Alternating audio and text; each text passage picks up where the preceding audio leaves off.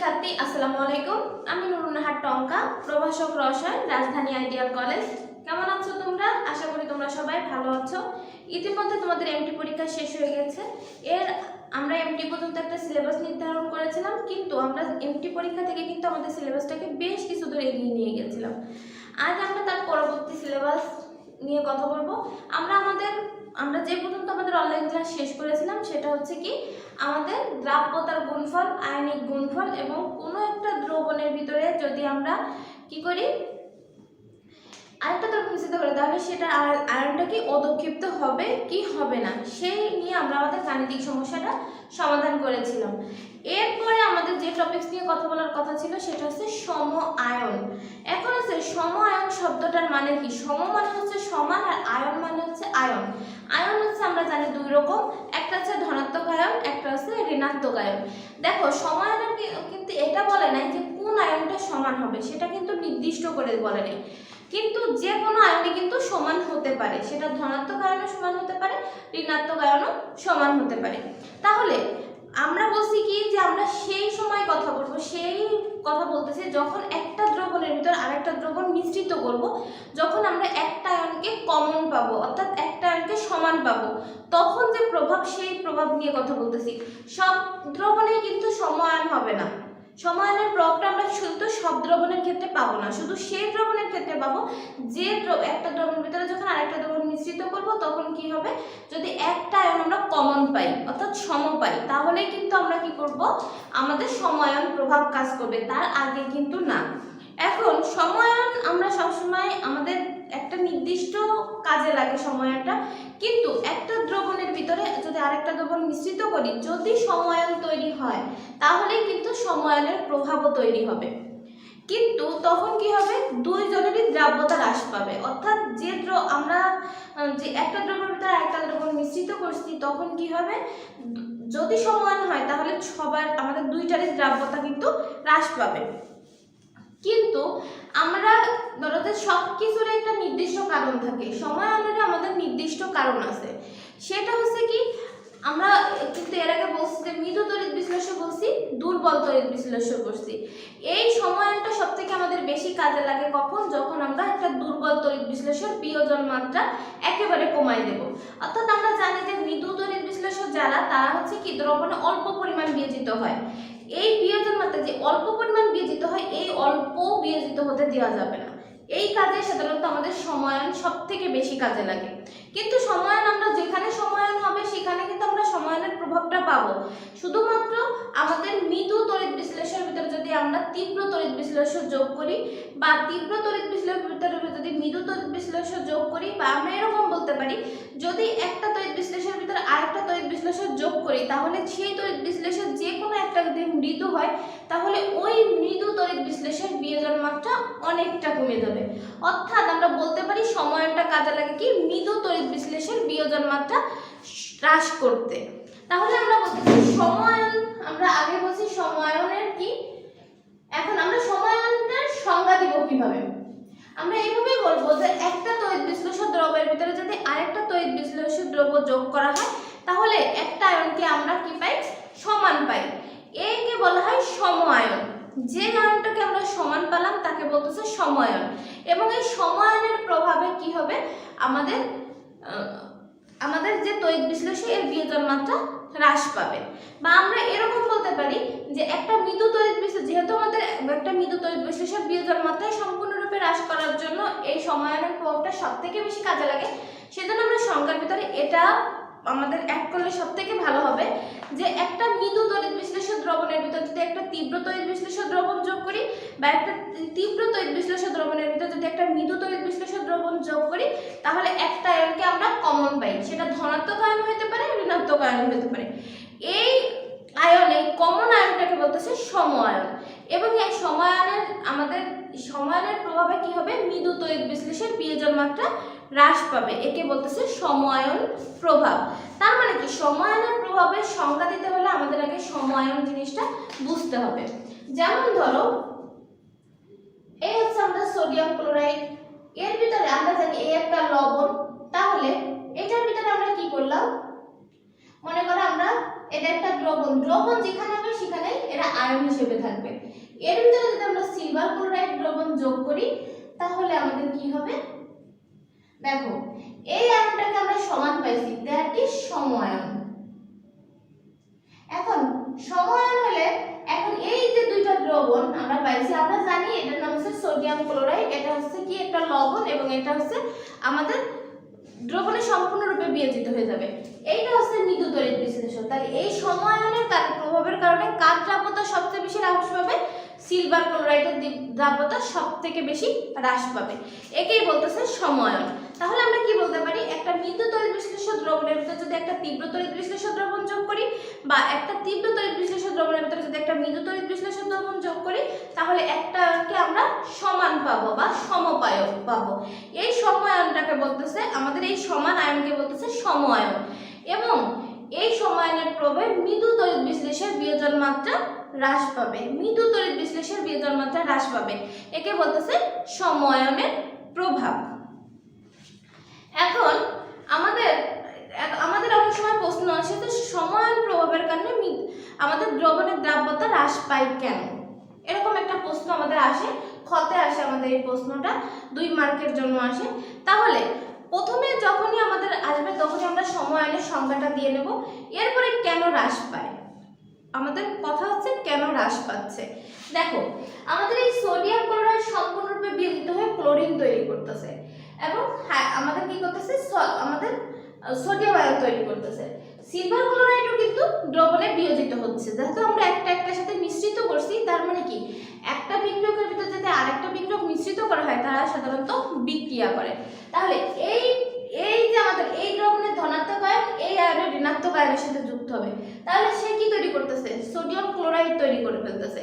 Sodium chloride কি, sodium chloride একটা তীব্র তড়িৎ বিশ্লেষণ, সে দ্রবণে তৈরি হওয়ার সাথে আবার ভাঙতেছে, আর ও কি তৈরি করতেছে, ও তৈরি করতেছে ক্লোরিন তৈরি করতেছে, আমাদের সিলভার ক্লোরাইড তৈরি করতেছে। এখন আমাদের দেখো এই যে ক্লোরিন আমাদের আর এই ক্লোরিন, তাহলে আমরা দ্রবণে কোন ক্লোরিনটাকে বেশি পাচ্ছি, সিলভার ক্লোরাইড, আমাদের সোডিয়াম ক্লোরাইডের ক্লোরিনটাকে বেশি পাচ্ছি।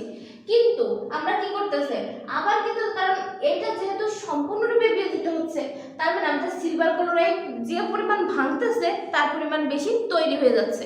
কারণ সিলভার ক্লোরাইড যদি একটুও ভাঙে সে কিন্তু ক্লোরিনের সাথে যুক্ত হয়ে কি তৈরি করতেছে, সিলভার ক্লোরাইড তৈরি করতেছে।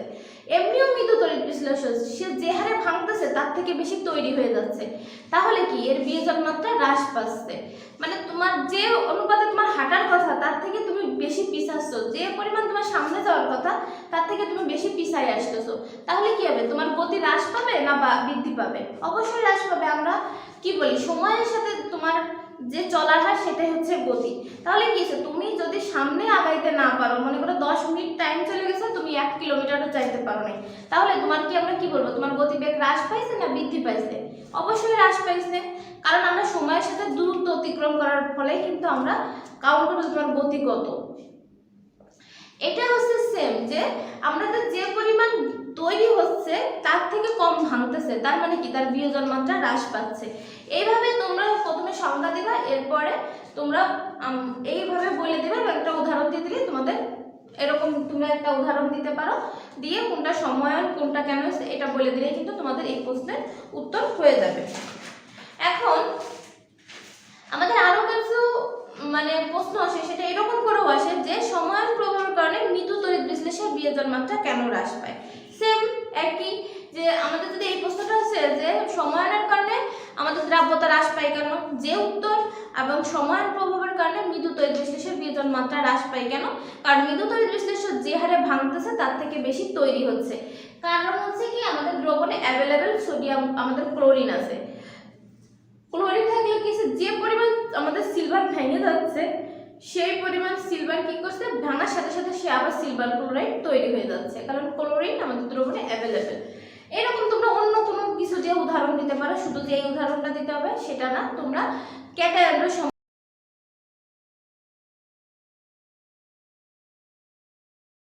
সেটা হচ্ছে কি, আমরা প্রশ্নটা লিখে নেই, এই প্রশ্নটা মানে তোমরা যদি বুঝতে পারো তাহলে কি হচ্ছে আগের প্রশ্নটা তোমরা আরো অনেক বেশি ক্লিয়ার হয়ে যাবে। তাহলে আমরা আসলে চলো দেখি যে এই প্রশ্নটা আমরা কিভাবে উত্তর করব। দেখো আমরা একটা প্রশ্ন লিখেছি, সেটা হচ্ছে অ্যাসিড মিশ্রিত মিশ্রিত, আমাদের একটা ধরো এই একটা পাত্র যার ভিতরে অ্যাসিড মিশ্রিত, মনে করো অ্যাসিড মিশ্রিত দ্রবণ, অর্থাৎ এর ভিতরে HCl আছে। অ্যাসিড মিশ্রিত HCl সালফিউরিক অ্যাসিডও বলতে পারবো, কারণ অ্যাসিড মানে আমাদের যাদের প্রোটন দিতে পারে বা যাদের সাথে প্রোটন আছে তাদেরকে আমরা অ্যাসিড বলি। এই দ্রবণে কি হচ্ছে, আমাদের কপার আয়ন আছে আর হচ্ছে আমাদের জিঙ্ক আয়ন আছে। এখন হচ্ছে এইখানে এই দ্রবণে আমরা কি করলাম, হাইড্রোজেন সালফাইড চালনা করলাম। এখানে কি আমরা কোনো সময়ায়ন পাবো? হ্যাঁ, হাইড্রোজেনকে আমরা সময়ায়ন পাবো। তাহলে যেহেতু এখানে সময়ায়ন তৈরি হয়েছে, সময়ায়নের একটা প্রভাব তৈরি হবে। তাহলে সময়ায়নে যদি প্রভাব তৈরি হয়, আমি তোমাদের ভেঙে দেখাচ্ছি যে কিভাবে আমরা আয়ন পাইলাম।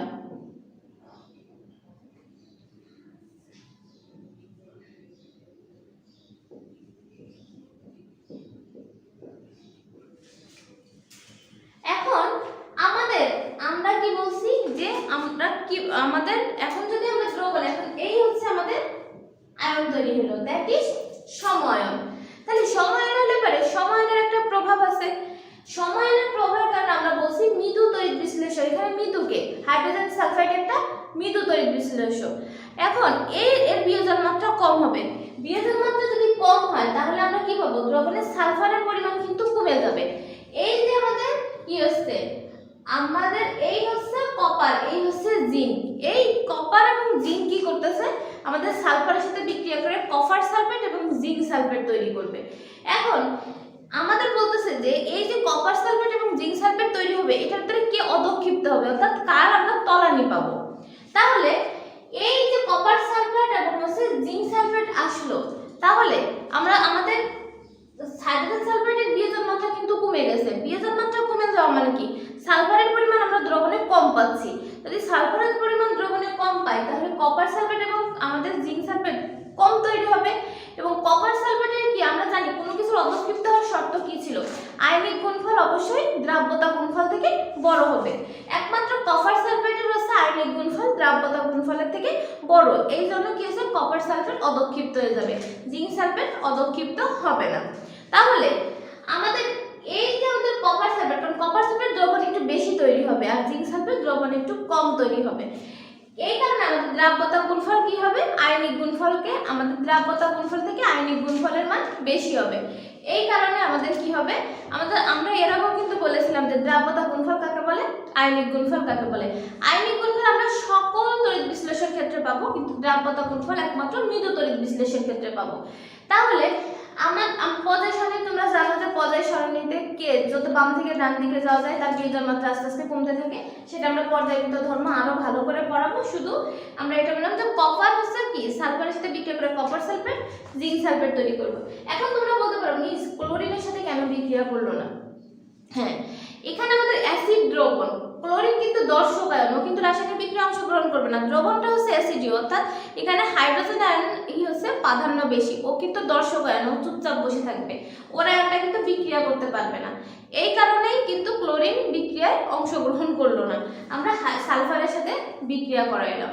যেহেতু দ্রবণটা আমাদের অ্যাসিডীয় বলছে, এই জন্য আমরা হচ্ছে একে দর্শকের জন্য এই আয়নটার প্রাধান্য হচ্ছে বেশি। এই কারণে আমরা বলবো কি কপার সালফেটের আমাদের কি হচ্ছে, কপার সালফেট অধক্ষিপ্ত হবে, জিঙ্ক সালফেট অধক্ষিপ্ত হবে না। এখানে দেখো আমাদের অ্যাসিড মিশ্রিত, এখানেই যদি আমাদের এরকম আসে ক্ষার মিশ্রিত, ক্ষার মিশ্রিত দ্রবণ যদি হয় তাহলে সেখানে কি সময়ায়ন তৈরি হবে? না, সময়ায়ন তৈরি হবে না। সময়ায়ন তৈরি যদি না হয় তাহলে কি হবে, আমাদের এই যে হাইড্রোজেন সালফাইড যেরকম হারে বিয়োজিত হচ্ছে ঠিক সেই রকম হারে বিয়োজিত হবে। তাহলে আমাদের সালফারের পরিমাণও কম হবে না, আমরা সালফারটা পাবো, কপার হচ্ছে কি আমাদের কপারও তৈরি হবে, আমাদের কি হবে জিঙ্কও তৈরি, জিঙ্ক সালফেটও তৈরি হবে। এরা দ্রবণ উভয়ই অধক্ষিপ্ত হবে, কারণ এরা হচ্ছে তখন এও যথেষ্ট পরিমাণ তৈরি হচ্ছে, এও যথেষ্ট পরিমাণ তৈরি হচ্ছে। এই কারণে হচ্ছে আমরা কি করব যে অ্যাসিড মিশ্রিত দ্রবণে কপার সালফেট এবং জিঙ্ক সালফেট উভয়ই অধক্ষিপ্ত হবে, কিন্তু আমরা ক্ষার মিশ্রিত দ্রবণে কপার সালফেট এবং জিঙ্ক সালফেট উভয়ই আমাদের কি হবে অধক্ষিপ্ত হবে, কিন্তু আমাদের অ্যাসিড মিশ্রিত দ্রবণে কি হবে সময়ায়ন তৈরি হওয়ার কারণে আমাদের সালফারের দ্রাব্যতা কমে যাবে। এই কারণে আমরা কপার সালফেট অধক্ষিপ্ত হবে, জিঙ্ক সালফেট অধক্ষিপ্ত হবে না। তোমরা দেখবা যে বইতে এইরকম আমাদের আরো অনেক রকম মানে দেওয়া আছে, এবং আমরা কিছু গাণিতিক সমস্যার সমাধান করব, সেখান থেকে আমরা কিভাবে সময়ায়নের কারণে দ্রাব্যতা হ্রাস পাচ্ছে। আমরা যেমন দ্রাব্যতা আয়নিক গুণফলের গাণিতিক সমস্যা সমাধান করেছি, সেরকম ভাবে আমরা সময়ায়নের গাণিতিক সমস্যাটা সমাধান করব। এবং এই যে রিলেটেড প্রশ্ন তোমরা দেখবা বইতে আসছে, তোমরা সেখান থেকে একটু রিডিং করে নেবা, তাহলে তোমাদের বেসিকটা ঠিক হয়ে যাবে। যে মিস যেটা বলছে সেরকম লেখা, একটু ডিটেল মানে একটু বড় করে লেখা আছে, কিন্তু মেইন কথাগুলো এরকমই। তাহলে আমরা এখন কিছু গাণিতিক সমস্যার সমাধান করি, তাহলে তোমরা খুব ভালো করে বুঝতে পারবে যে দ্রাব্যতা গুণফল আমাদের কিভাবে দ্রাব্যতা হ্রাস পেল। এখন আমরা বোর্ডের গাণিতিক সমস্যা সমাধান করব এই কারণে যে আমাদের এখানে একটা সুবিধা আছে, সেখানে আমরা বোর্ডের প্রশ্ন সলভ করলে আমাদের বইয়ের অধিকাংশ গাণিতিক সমস্যা সমাধান করা হয়ে যাবে। এখন আমরা দিনাজপুর বোর্ড 2017 এর একটা গাণিতিক সমস্যার সমাধান করব। চলো আমরা চলে যাই দিনাজপুর বোর্ড 2017 এর একটা গাণিতিক সমস্যায়। দেখো আমরা দিনাজপুর বোর্ডের একটা গাণিতিক সমস্যা লিখেছি, এবং গাণিতিক সমস্যা দেখো আমরা একটা উদ্দীপক দিয়েছি, কতে দিয়েছি আমরা হচ্ছে আমাদের এই যে SrFO2 এর দ্রাব্যতা নির্ণয় করো, এবং উদ্দীপক অনুসারে যদি SrFO2 দ্রবণে আমাদের সোডিয়াম ফ্লোরাইড দ্রবণ যোগ করা হয়, তাহলে দ্রাব্যতার কি পরিবর্তন হবে সেটা গাণিতিকভাবে বিশ্লেষণ করতে বলা হয়েছে। তোমরা দিনাজপুর বোর্ডের এই 2017 যে গাণিতিক সমস্যাটা এসেছে সেটা তুলে নাও, বা বইতেও তোমরা এরকম গাণিতিক সমস্যা পেয়ে যাবে। এখন আমরা সেই অনুপাতে আমাদের ক নাম্বার আমরা গাণিতিক সমস্যা সমাধান করব। ক নাম্বার আমরা গাণিতিক সমস্যা সমাধান করা এর আগেও শিখেছি, কিন্তু আমরা আজ আমাদের গাণিতিক সমস্যার স্বার্থে আবার আমরা কি করব, আমাদের গাণিতিক সমস্যাটা সমাধান করব। প্রথমে আমরা ক নাম্বারে কি করব দেখে নিই। আমরা যে ক নাম্বারে আমাদের কি করতে বলা হয়েছে, দ্রাব্যতা নির্ণয় করতে বলা হয়েছে আমাদের।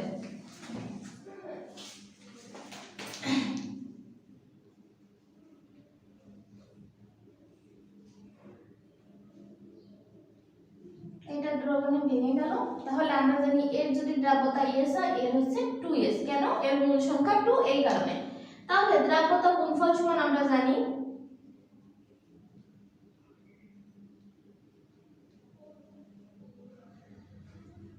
দ্রাব্যতার গুণফল জানি যে আয়নগুলোর মোলার ঘনমাত্রার গুণফলকে আমরা বলতেছি দ্রাব্যতার গুণফল। এই মূল সংখ্যা সবসময় স্কয়ার হয়ে যাবে। তাহলে এর দ্রাব্যতা ছিল S, এর ছিল 2S স্কয়ার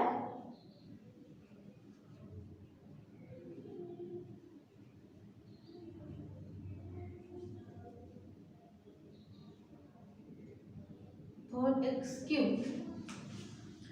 তাহলে আমরা আমাদের উদ্দীপকটা মুছে দিই আমাদের নিজেদের সুবিধার্থে।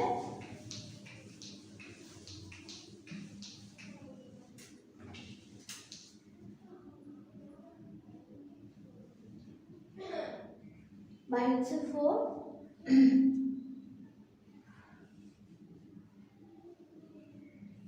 এখন আমরা মানটা বসিয়ে দেব। KSP মান কত ছিল? 8.0 10 ইনভার্স 4 আর হচ্ছে 4। তাহলে আমাদের সমাধান কত দাঁড়াচ্ছে?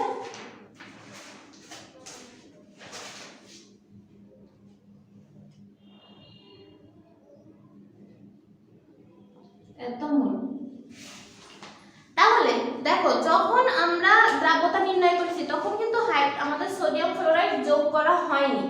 যখন যোগ করা হয়নি তখন আমাদের দ্রাব্যতা হচ্ছে এত আমাদের বেরোলো।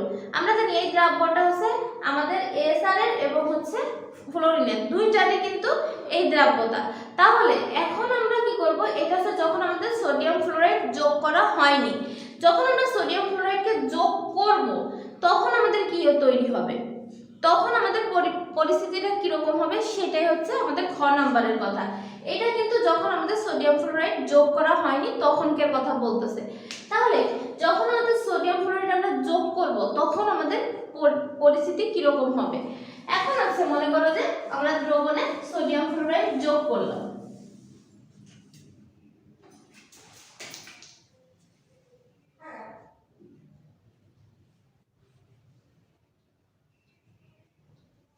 আমরা আগে জানি সোডিয়াম যখন আমরা যোগ করব সোডিয়াম আমাদের দ্রবণে ভেঙে যাবে। এখন এই আয়নটা কিন্তু আমাদের সমান তৈরি হয়েছে। তাহলে আমরা এইটার দ্রাব্যতা কত পাচ্ছি? এটা ছিল S 2S। এখন এইটারও কিন্তু 0.1, এইটাও কিন্তু 0.1। এখন আমাদের এইটা দ্রাব্যতা আমাদের কত ছিল S, তাহলে আমাদের ফ্লোরিনের দ্রাব্যতা কত হচ্ছে?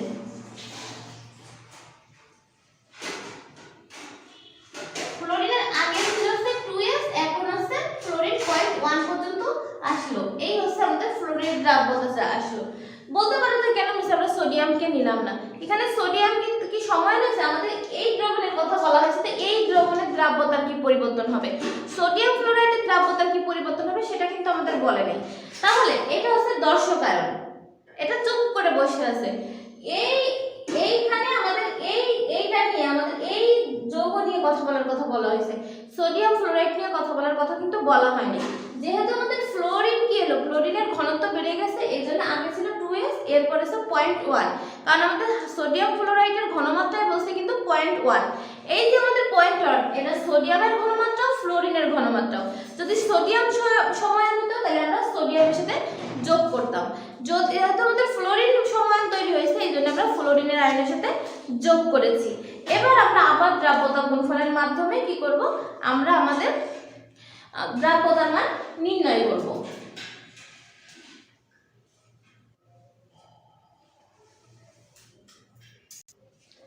তাহলে আমাদের দ্রাব্যতা গুণফল সমান আমরা কি জানি,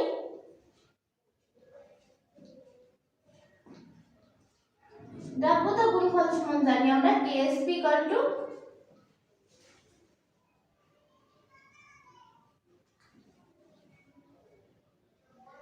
এখন আমাদের কি হচ্ছে, ও তো S ছিল, ওর দ্রাব্যতা হচ্ছে 2S on whole square।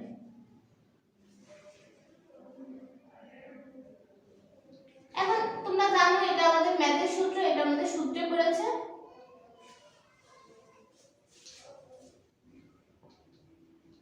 a + b whole square সূত্র, এটা আমাদের 1। এখন এই s দ্বারা আমরা গুণ করে দেব।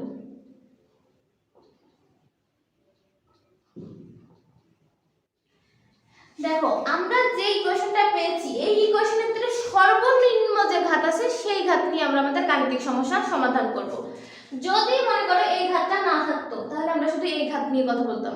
সমীকরণের ভিতরে যেটা সর্বনিম্ন ঘাত আছে সেই ঘাত নিয়ে আমরা কথা বলবো। এই যে সমীকরণ, এই যে আমাদের তিনটা হলো, এর ভিতরে সর্বনিম্ন ঘাত কোনটা, এইটা, অতএব আমরা এই উচ্চ ঘাতগুলো বাদ দিয়ে দেব। সর্বনিম্ন ঘাতকে আমরা রাখবো, উচ্চ ঘাতকে আমরা বাদ দিয়ে দেব।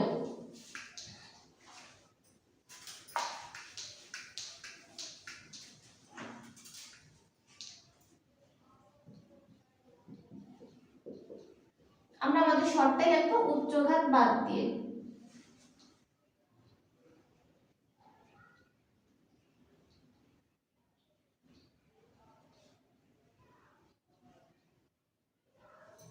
তাহলে আমাদের কি হচ্ছে, S =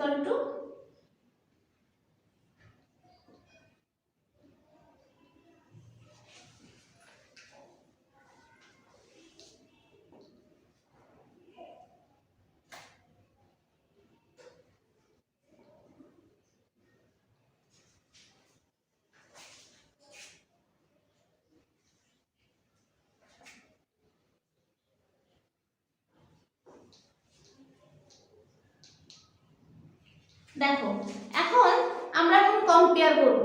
প্রথমে আমরা যখন হাইড্রোজেন সোডিয়াম ফ্লোরাইড যোগ করিনি তখন কিন্তু আমরা একটা দ্রাব্যতার মান পেয়েছি, এবং সোডিয়াম ফ্লোরাইড যোগ করার পরে কিন্তু আমরা আরেকটা আমাদের কি করলাম, আরেকটা দ্রাব্যতার মান পেলাম। এখন এই দুই দ্রাব্যতা থেকে আমরা কম্পেয়ার করব। তোমরা এভাবে লিখবা যে মানে সোডিয়াম ফ্লোরাইড যোগ করার আগে দ্রাব্যতা, সোডিয়াম ফ্লোরাইড যোগ করার মানে পরে আমাদের দ্রাব্যতা।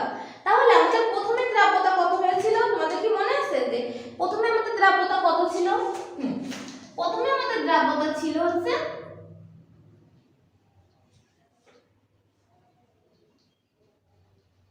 এত মোল। সোডিয়াম ফ্লোরাইড পরে দ্রাব্যতা হলো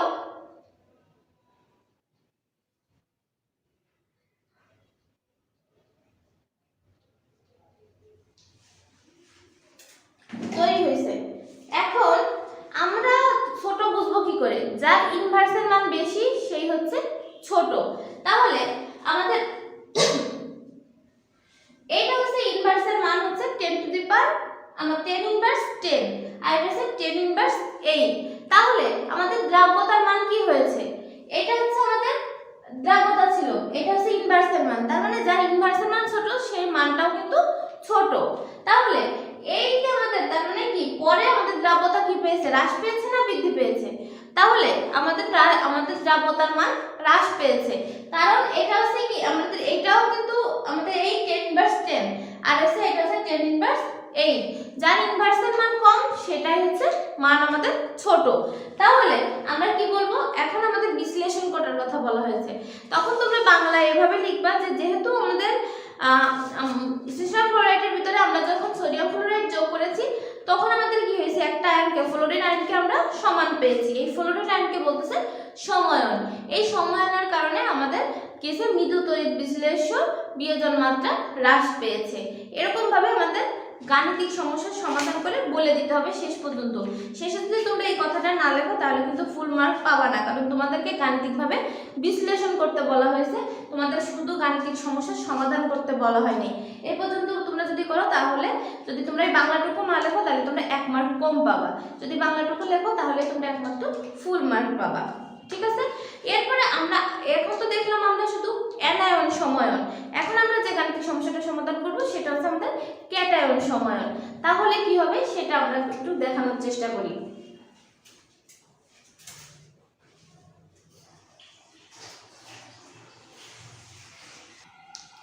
দেখো আমরা আরেকটা গাণিতিক সমস্যা রেডি করেছি, সেটা হচ্ছে এ পাত্র দেওয়া আছে, এ পাত্রে আছে ক্যালসিয়াম ফ্লোরাইড, বি পাত্র দেওয়া আছে সেটা আছে ক্যালসিয়াম ক্লোরাইড, দুইটা দেওয়া আছে এবং বলছে কি এ পাত্রের দ্রাব্যতা নির্ণয় করো, এবং এটা বলছে যে এ পাত্রের দ্রবণে যদি সামান্য পরিমাণ বি পাত্রের দ্রবণ যোগ করা হয় তাহলে আমাদের এ পাত্রের দ্রবণ অর্থাৎ ক্যালসিয়াম ফ্লোরাইডের দ্রাব্যতার কি পরিবর্তন হবে গাণিতিকভাবে বিশ্লেষণ করো।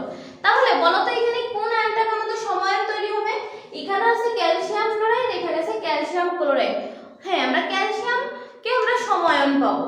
তাহলে এখন দ্রাব্যতার কি পরিবর্তন হবে সেটা গাণিতিকভাবে আমাদের বিশ্লেষণ করতে বলা হয়েছে। তাহলে এখান থেকে তোমরা দ্রাব্যতা নির্ণয় করতে পারবা ইজিলি, কারণ আমি এর আগে দ্রাব্যতা নির্ণয় করা শিখিয়েছি এবং আমাদের যে আয়নিক গুণফল দ্রাব্যতা গুণফলের যে আমরা গাণিতিক সমস্যা সমাধান করেছিলাম সেখানে কিন্তু আমরা দ্রাব্যতা বা দ্রাব্যতা গুণফলকে নির্ণয় করা শিখিয়েছি। এখন একটু আগে আমি কিন্তু সময়ের তোমাদের একটা গাণিতিক সমস্যার সমাধান করে দিলাম এবং এটা তোমাদের হোমওয়ার্ক, তোমরা যারা আমার অনলাইন ক্লাস দেখবা সবাই আমার এই গাণিতিক সমস্যাটা সমাধান করে আমার গ্রুপে পোস্ট করবা যে কার কিরকম হলো। আমি আশা করি সবার কাছ থেকে আমি আমাদের এই গাণিতিক সমস্যাটা সমাধান পাবো, না হলে কিন্তু আমি নেক্সট জুম ক্লাসে সবাইকে জিজ্ঞেস করবো কে কে আমার গাণিতিক সমস্যাটা সমাধান করে আমার গ্রুপে পোস্ট করেনি, এবং যে যে করছে তাদের আমি তাদের আইডিটা আমি লিখে রাখবো। এটা তোমাদের হোমওয়ার্ক দেওয়া থাকলে এবং আমি আশা করবো এই হোমওয়ার্কটা তোমরা কমপ্লিট করে আমার গ্রুপে সাবমিট করবা। সেই পর্যন্ত তোমরা সবাই ভালো থেকো, কারণ আমরা আমাদের ক্লাসে আমাদের চ্যাপ্টারের যে গুণগত রসায়ন চ্যাপ্টার আমরা পড়ছি এটা প্রায় শেষ পর্যায়ে চলে এসেছি। এরপরে আমরা যে টপিকস নিয়ে কথা বলবো সেটা হচ্ছে আমাদের গাণিতিক আমাদের যে ক্যাটায়ন ছিল সেটা হচ্ছে বিশ্লেষণ, তারপরে আমাদের ক্রোমাটোগ্রাফি করলে আমাদের মোটামুটি চ্যাপ্টারটা শেষ হয়ে যাবে। এরপরে আমরা ল্যাবরেটরি এবং পর্যায়ক্রমিক ধর্ম নিয়ে তোমাদের একাডেমিক ক্যালেন্ডার চলে আসছে, তোমরা খুব তাড়াতাড়ি তোমাদের একাডেমিক ক্যালেন্ডার পেয়ে যাবা, সেখানে তোমাদের আমাদের সিলেবাসটা দেওয়া আছে সেই অনুপাতে আমরা আগানোর চেষ্টা করব। তাহলে তোমরা আমার গ্রুপে এই গাণিতিক সমস্যাটা সমাধান করে সবাই সাবমিট করবা। আমি এটাই ভাববো যে তোমরা সবাই গাণিতিক সমস্যাটা সমাধান করেছো এবং আমার গ্রুপে শেয়ার করেছো। সেই পর্যন্ত সবাই ভালো থেকো, সুস্থ থেকো, এবং আমাদের কিন্তু আর কোনো গাণিতিক সমস্যা রিলেটেড কোনো প্রশ্ন নেই, আছে শুধু আমাদের থিওরিক্যাল কিছু প্রশ্ন আছে, আমরা সেই সম্পর্কেই আলোচনা করব। ইতিমধ্যে তোমাদের শীট পাওয়া গেছে, আমি কিন্তু শীট এরকম হাতে লিখে দিই নাই, আমি তোমাদের প্রশ্ন দিয়ে দিছি এবং সেই প্রশ্ন তোমরা দেখবা, দেখার পরে বলবা যে কোন প্রশ্নটা তোমরা পাওনি বা কোন প্রশ্ন আমি অনলাইনে তোমাদের সাথে আলোচনা করিনি। তা সেই পর্যন্ত সবাই ভালো থেকো, সুস্থ থেকো, খুব তাড়াতাড়ি তোমাদের সাথে নতুন ক্লাস নিয়ে নতুন টপিকস নিয়ে দেখা হবে।